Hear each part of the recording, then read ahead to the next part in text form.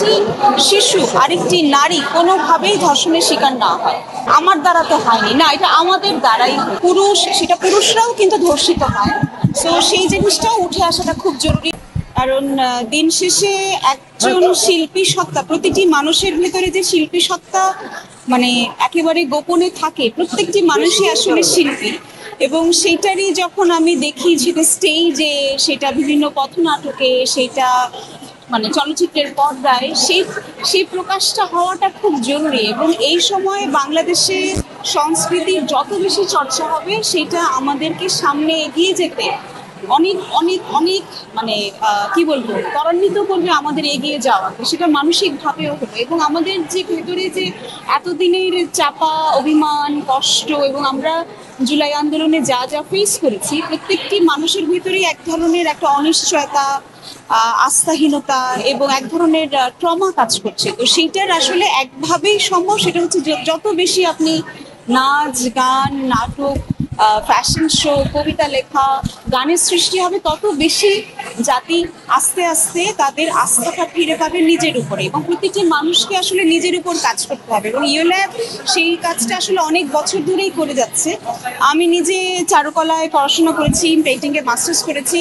So এবং এরপরে এতকাল ধরে যে অভিনয় করছি, থিয়েটার করছি, পাপেট করছি, আমার কাছে মনে হয় যে আমি ব্যক্তিগতভাবে যতবার উঠে দাঁড়ানোর চেষ্টা করেছি, সেটার একমাত্র শক্তি হিসেবে, চালিকা শক্তি হিসেবে কাজ করেছে হচ্ছে আমার আর্টিস্টিক সত্তা, আমার সংস্কৃতির চর্চা।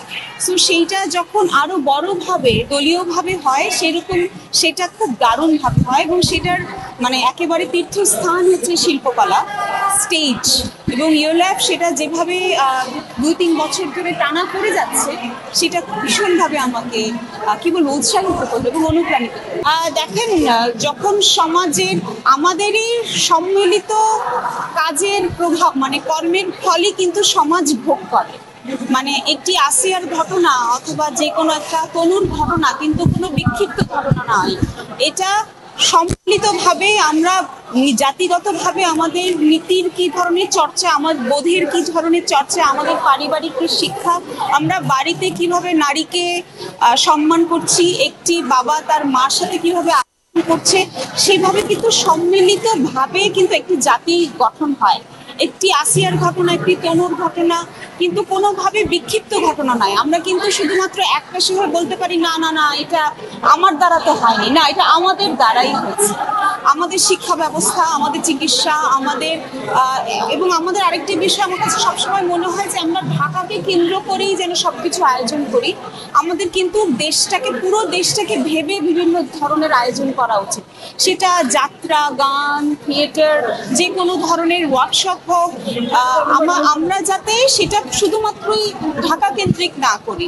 তো নারী, পুরুষ, সেটা পুরুষরাও কিন্তু ধর্ষিত হয়। তো সেই জিনিসটাও উঠে আসাটা খুব জরুরি, সেই জায়গাটাও সতর্ক হওয়াটা খুব জরুরি।